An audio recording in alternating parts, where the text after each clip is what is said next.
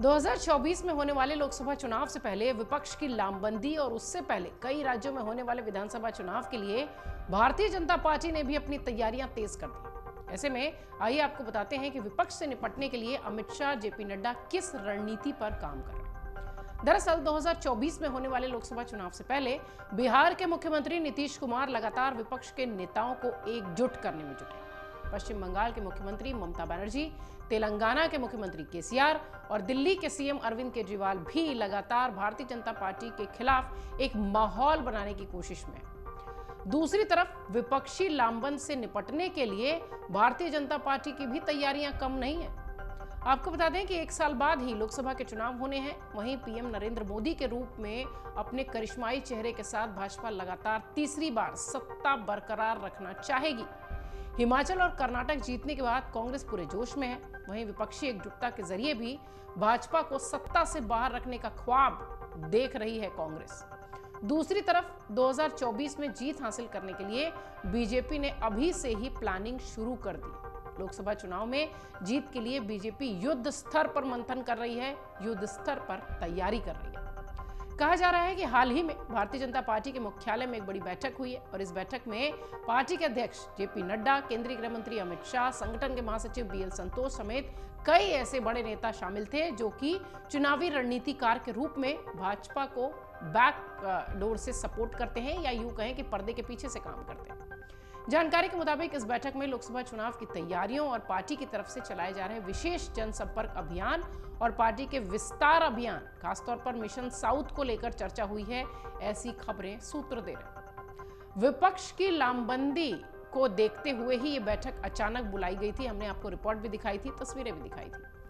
आइए आज आपको ये बताते हैं कि विपक्ष की लामबंदी से निपटने के लिए भाजपा की दरअसल तैयारी क्या है, रणनीति क्या है और कैसे विपक्षी लामबंदी से निपटने के लिए जेपी नड्डा, बीजेपी के राष्ट्रीय अध्यक्ष, केंद्रीय गृह मंत्री अमित शाह और पीएम मोदी ने एक टाइट रणनीति बनाना शुरू कर दिया है, जो कि 2024 में जिसका असर कह लीजिए या जिसका रिजल्ट दिखाई पड़ेगा।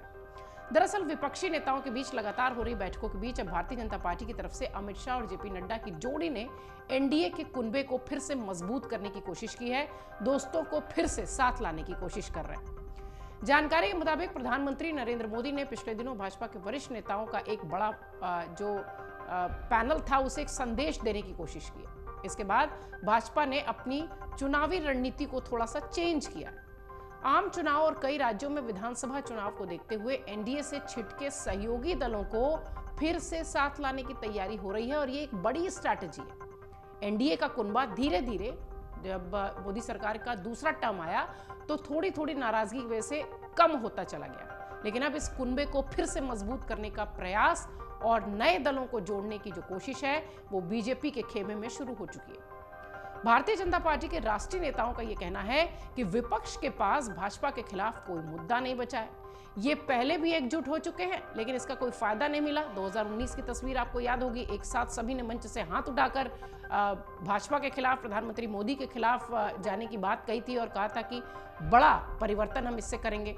लेकिन विपक्षी दलों की जो सबकी अपनी अपनी महत्वाकांक्षाएं हैं वो शायद इतनी ज्यादा भारी पड़ी कि 2019 में फिर से भाजपा आ गई और विपक्षी कुनबा छिटकता हुआ दिखाई पड़ा। अब वही मुद्दा जो है भाजपा इस बार भी, जब विपक्ष लामबंद हो रहा है तो वो उठा रही है कि ये कोशिशें तो वो पिछली बार भी कर चुके हैं एकजुट होने की, लेकिन असफल रहे हैं। चुनाव प्रचार के दौरान प्रधानमंत्री मोदी खुद मैदान में दिखाई दे रहे हैं। अगर आप ध्यान दें तो भीड़ को वो याद दिलाते हैं कि दिल्ली में उनके लिए कौन मौजूद है।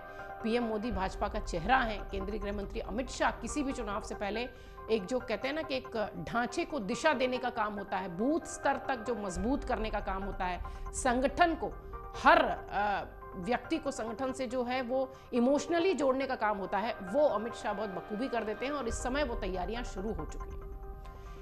फिर भी राजनीतिक पंडित ये मानते हैं कि कुछ ऐसे बिंदु हैं जिस पर कि भाजपा काम कर रही है और वही भाजपा का 2024 के लिए प्लान है। आइए एक एक करके इन बिंदुओं पर नजर डालते हैं और जरा आपको समझाते हैं कि ये वो कौन से इश्यूज हैं जिनको लेकर 2024 में फिर भाजपा किला फतेह कर सकती है। इस वक्त जो तैयारियां चल रही हैं भाजपा के खेमे में, वो उन सीटों पर ज्यादा हो रही हैं जो कि हारी हुई सीटें थी।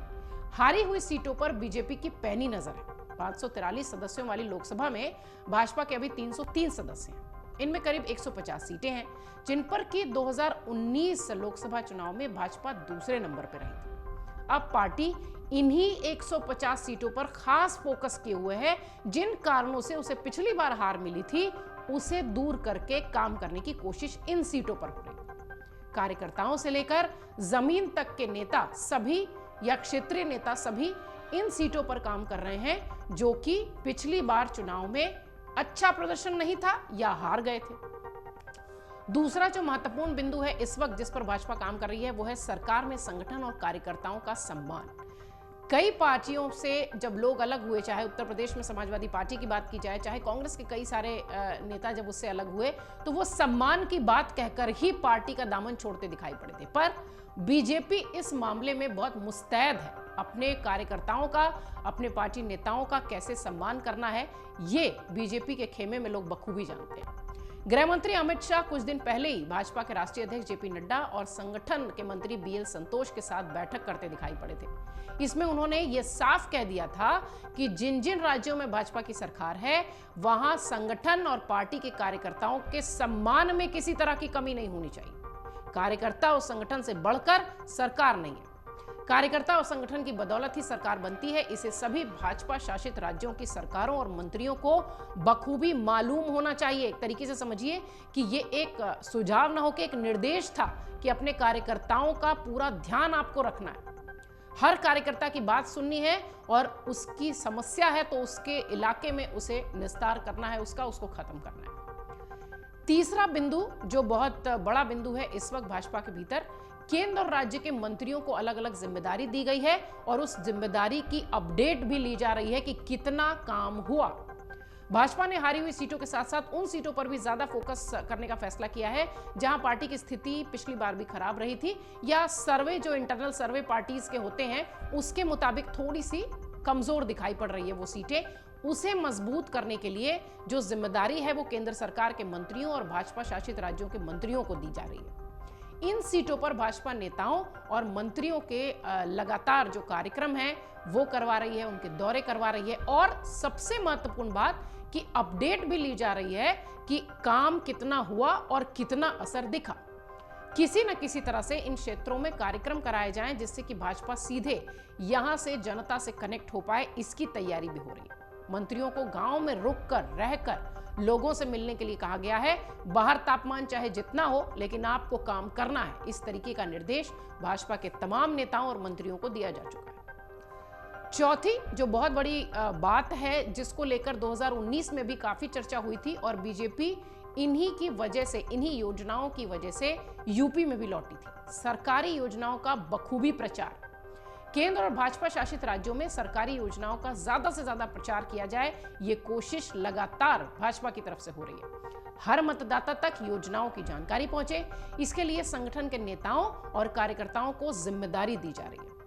संगठन के कार्यकर्ताओं को बड़ी जिम्मेदारी दी गई है। वो पात्र जो भी हैं मतलब उस योजना से जुड़े हुए, उनको इस योजना का फायदा दिलवाया जाए, जरूरी जो कदम है, जो फॉर्मेलिटीज होती है उसे पूरा किया जाए और सबसे महत्वपूर्ण महिलाओं के लिए जितने भी तरह की जो भी योजनाएं सरकारी चल रही हैं उसे उनका फायदा मिले, इसका ध्यान उस इलाके के क्षेत्रीय नेता कार्यकर्ता रखें।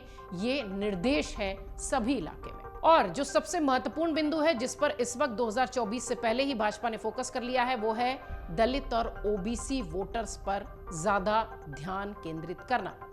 भाजपा ने दलित और ओबीसी वर्ग पर भी विशेष फोकस का प्लान बना लिया है। दलित और ओबीसी वर्ग के लोगों को ये बताने के लिए कहा गया है, जो नेता खुद भाजपा में हैं, कि पहली बार देश को द्रौपदी मुर्मू के तौर पर आदिवासी राष्ट्रपति मिला। इसके अलावा पार्टी के दलित और ओबीसी सांसद, नेता, इन सब का जिक्र हर इलाके में प्रचार के दौरान होना चाहिए। ये भी बताने के लिए कहा गया है कि भाजपा में गरीब, पिछड़े और वंचित वर्ग का खासा ख्याल रखा जाता है। ये संदेश, ये मैसेज उन वोटर्स तक जाना चाहिए जो कि इस तबके से जुड़े हुए हैं। कहा यह भी जा रहा है कि जल्दी भाजपा एक ऐसी सूची भी तैयार करेगी या जारी भी कर सकती है कि सबसे ज्यादा दलित और पिछड़े वर्ग के सांसद, मंत्री और विधायक भाजपा नहीं बनाए। आप समझिए कि विपक्ष एक तरफ लामबंद हो रहा है, हालांकि विपक्ष का जो इतिहास रहा है 2019 को अगर देखा जाए तो वो एक साथ लामबंद एक मंच पर तो दिखाई पड़े थे, लेकिन वो तस्वीर बहुत विपक्षी एकता की उभर कर आई नहीं और भाजपा को इसका फायदा मिला और वो फिर से जीत गई थी।